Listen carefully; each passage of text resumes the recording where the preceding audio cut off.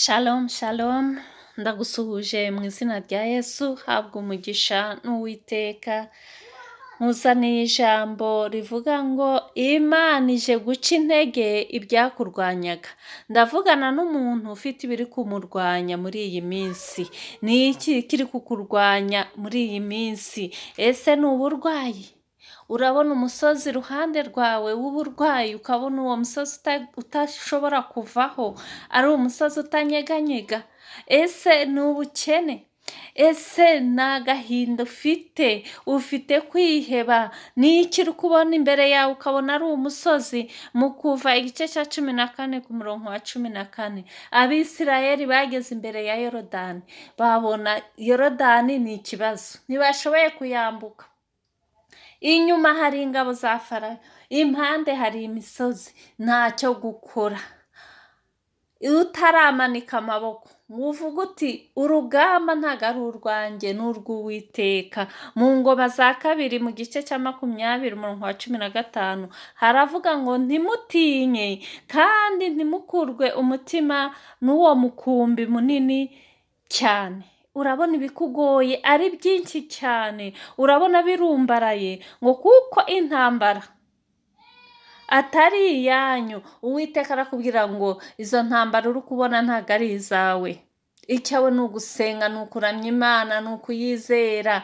Ikintu gituma umuntu acika intege ni uko areba imbaraga ze, akareba n'ikibazo afite, akabona ntibihura, akabona biramurusha imbaraga. Ariko nutumbira Yesu wenyine, we munyembaraga, wishoboye, ibibazo byarabihindura ubusa. Oh haleluya! Njye kukubwira ngo Uwiteka aje guca intege ibyakurwanyaga.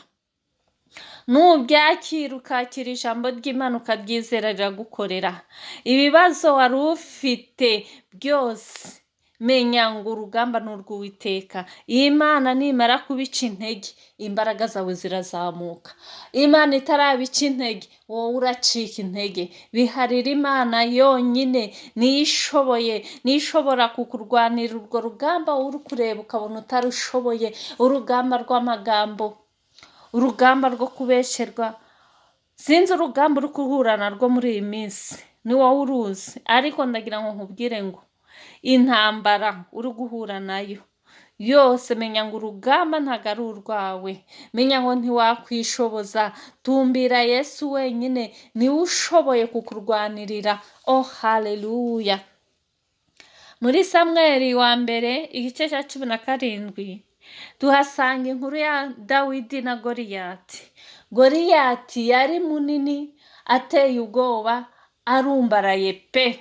Nawe urabona ikibazo urimo, ukabona giteye ubwoba, ukabona kirarumbaraye, ukabona wowe uhise ucika intege ukibona ikibazo uko kingana. Ariko niwiringira Yesu uri hejuru ya byose, ngo naho inyanja yazikuka, Yesu usumba byose, Uwiteka Nyiringabo ari hejuru ya byose. Imbaraga ze ntizigereranywa, ashobora byose, ntakiri hejuru ye. Niwe uzi tekinike, niwe ugira uko abigenza bikemera. Oh haleluya! Witega ubwoba n'ikibazo uri kubona. Dawidi iyo atizera Imana yabonaga ari gato kuri Goliyati, ariko yizera ukomeye, umwami ukomeye, Imana isumba byose, maze cya kindi cyari kimurumbaraye imbere gihinduka ubusa. Ibyo bibazo ubona bigurumbaraye imbere birahinduka ubusa. Oh haleluya!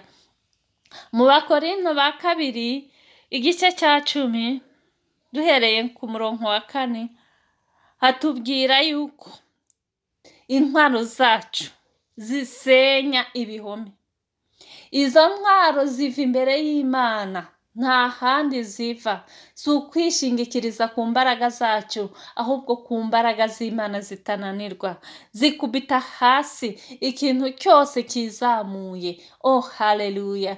Ca bugufi imbere y'Imana, wizera Imana, urambura amaboko uvuga ati ngewe ndayamanitse, ntacyo nshoboye. Nizeye Imana ishobora byose, itagira na kimwe inanirwa. Ubwo burwayi bwawe ntabwo Imana ibunaniwe. Oh haleluya, izere gusa. Amadeni ufite ntabwo Imana inaniwe kuyakwishurira, izere Imana gusa. Igikomeye ni ukwizera, ni ukuyihanga amaso wowe ubwawe ukamenya ko ntacyo ushoboye, ahubwo Imana ariyo ishoboye, maze ikaza guca intege ibyari biguhagurukiye, ibyakurwanyaga byose. Haleluya. Muri Yesaya 54 umurongo wa 17 haratubwira ngo nta ntwaro n'imwe yacuriwe kuturwanya izagira ikidutwara. Ni iki kiguteye ubwoba? Naho baterana Uwiteka si uzawubateranije. Inama zabo za rwihishwa Imana izazisenya, izazitatanya. Ibyo byizere.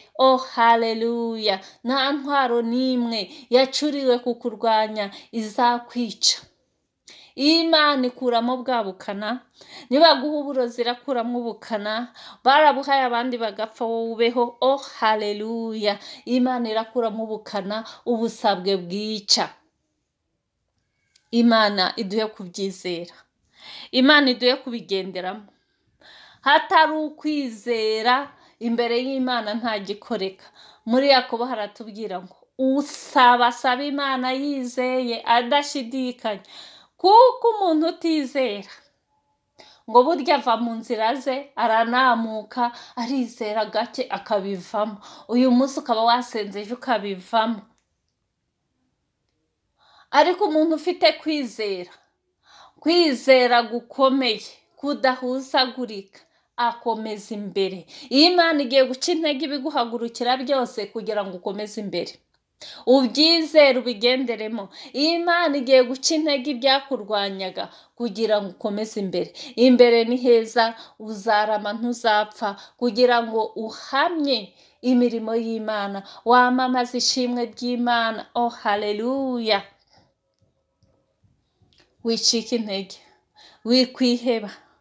Indwara urwaye si yo kukwica, niyo gutuma izina ry'Imana rihabwa icyubahiro. Ibyo uri kunyuramo bizasigara ari amateka. Ayo ni amateka azakomeza abandi. Uzahamya uvuga yuko Imana ikura ku cyavu ikicazanya n'ibikomangoma. Uzavuga ko Imana yambika kuko nawe wabayeho utambaye, Imana irakwambika. Uzavuga ko Imana igabura kuko nawe hari igihe wabibuze ukaba ubifite. Icyubahiro cy'Imana kikazamuka. Ikibazo cyose uri kunyuramo kizavamo icyubahiro cy'Imana. Wowe izere Imana kuko igiye guca intege ibyakurwanyaga kugira ngo ibimareho bihinduke ubusa. Noneho uzamura ishimwe uvuga ati Imana iratabara. Indwara nari ndwaye nta muganga wari kuyishobora, yari indwara idakira, ariko Imana yo nta ndwara idakira imbere yayo, yarankijije. Utanga ubuhamya abantu bizera Imana. Haleluya.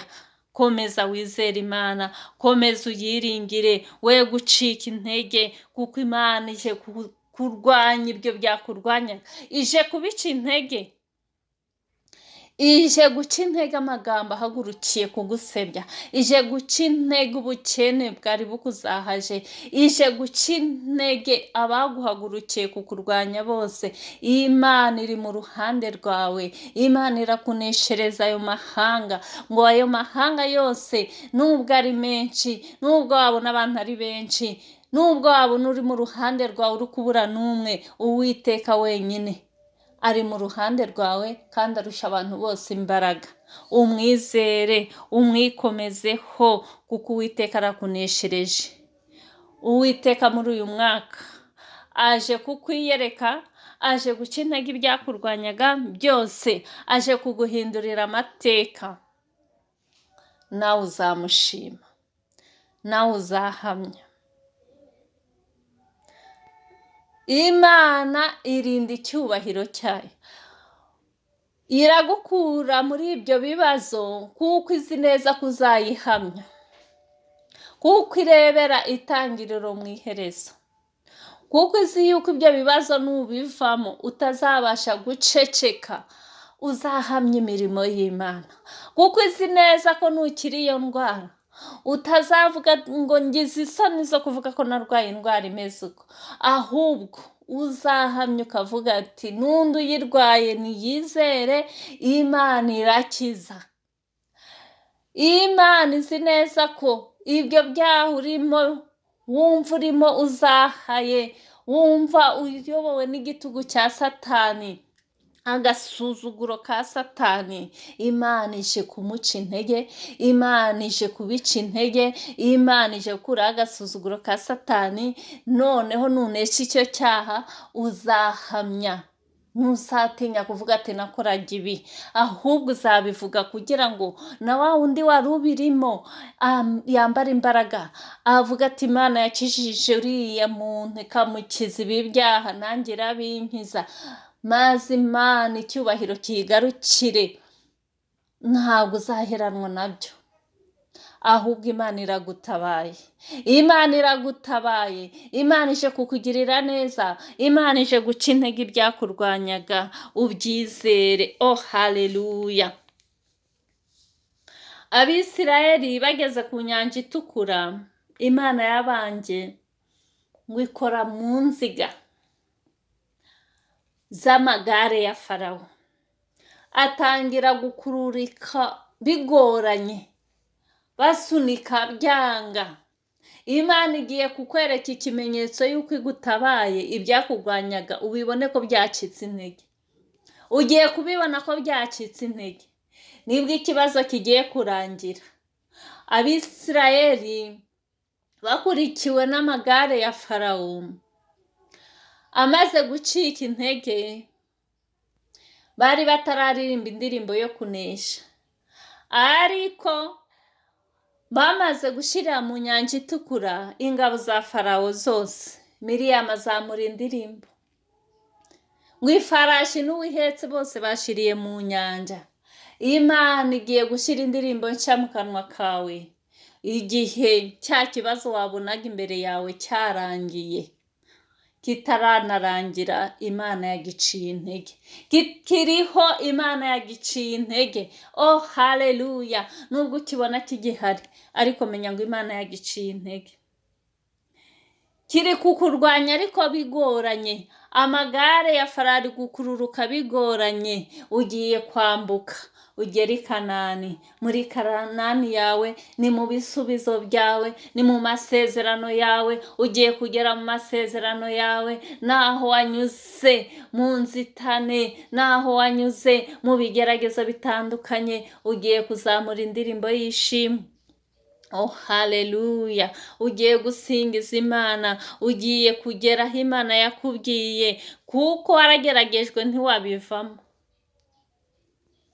Kubivamo ni bibi cyane, warageragejwe ntiwabivamo. Niyo mpamvu ugiye kuririmba indirimbo yo kunesha. Imana ikugirire neza, Imana ikwagure, Imana ikomeze umutima wawe, winambeho. Tunambe ku Mana, tuyikomezeho, kuko nta bundi buhungiro. Ese nihe handi twajya?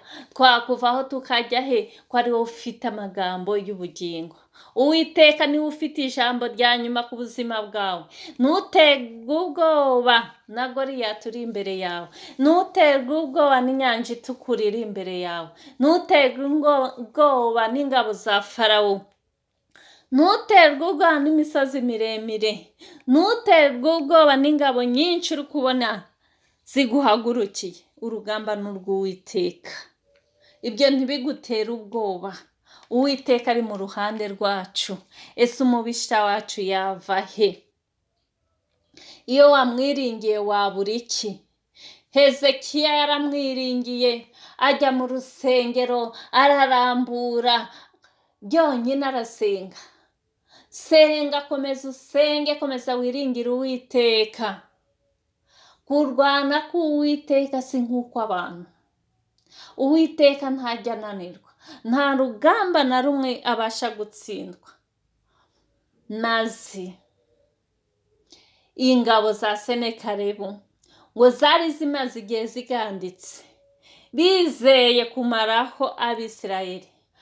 Noneho baragandika bitegura ibyo kurya, baravuga ati tuzajya tugenda tunabice tugaruka aha, dusubireyo twisubire.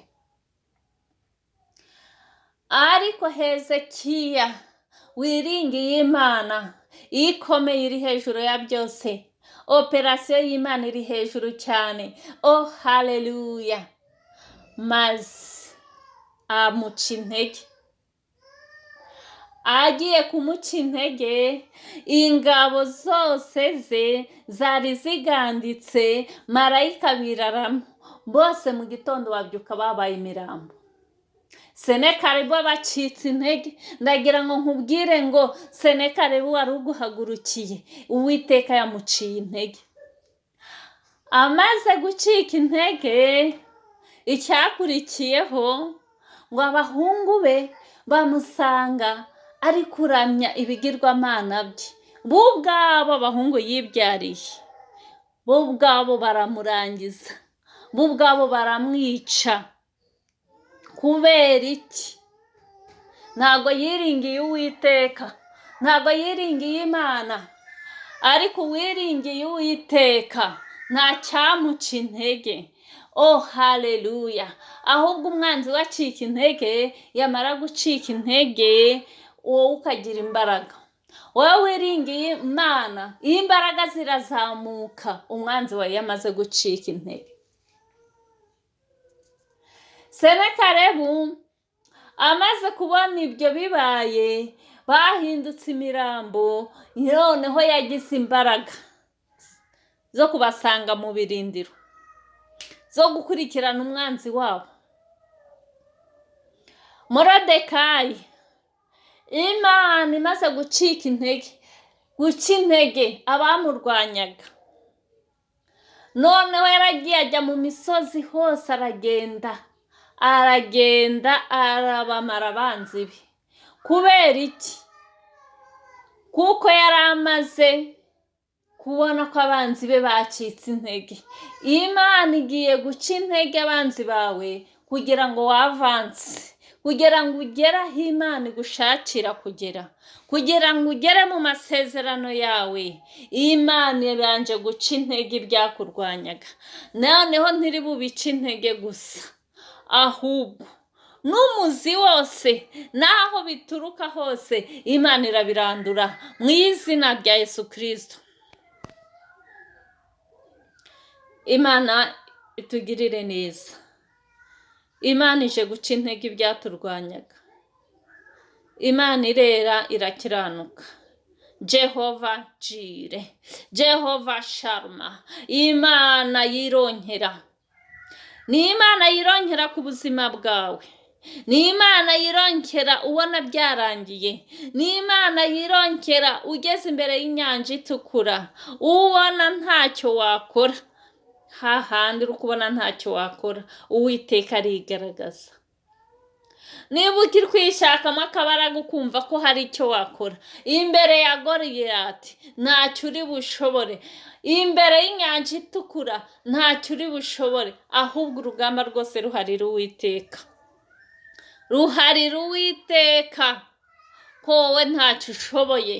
Uwiteka ariwe ushoboye. Uwiteka ariwe ugira icyo akora kandi akagisohoza. Imana itugirire neza. Oh haleluya! Imana yacu ni nyimbaraga. Imana ije guca intege ibyakurwanyaga. Imana ije kukugirira neza. Ndavugana n'umuntu ugeragezwa, ndavugana n'umuntu uri imbere y'inyanja itukura, ari kubona ntacyo ari bukore, ari kubona byamuyobeye. Ndakubwiye ngo Uwiteka aje guca intege ibyakurwanyaga. Ndavugana n'umuntu ufite uburwayi, uri kubona nta muti, uri kubona ntacyo gukora. Uwiteka we buhungiro bwacu, muhanga amaso, muhamagare. Umuntu, ndavugana n'umuntu uri mu byaha, akavuga ati aho ndahanze ni habi, ariko nta mbaraga mfite zihankura. Agatabaza, agatumbira Yesu Kristo, akavuga ati Mwami Imana ntabara, ndigaragura mu ifata y'ibyaha, ndigaragura sinzi icyo nakora. Nyagasani murikira. murikira murikisha mu maso hawe, umucyo wawe numfate, umucyo wawe numurikire, maze mbashe kubona ubwiza bwawe, mbashe kubona agakiza. Nzi ko aho ndi ni habi, sinampashaka, ariko njye nta mbaraga mfite. Uwiteka akorana n'uwavuze ati njye nta mbaraga mfite, njye ntacyo nshoboye. Iyo urebye ingero nyinshi muri Bibiliya usanga Uwiteka yaragiye akomeza ba bandi baje bavuga ati sinzi kuvuga. Mose aravuga ati sinzi kuvuga, ntacyo nshoboye. Maze Gideyoni nawe aravuga ati nkanjye w'umwana. Umwana bigaragaza intege nke ko ntacyo ashoboye. Noneho mu muryango wa Manase, nkanjye utarabaye mu muryango w'abatambyi, nkanjye namenya mbikora nte? Nuba mu murimo w'Imana uvuga ati ndashoboye, ntacyo uzashobora. Ariko nuvuga ati Mana sinzi iyo biva n'iyo bijya. Salomo aravuga ati Mana ndi umwana, nkanjye nayobora abantu nkabishobora.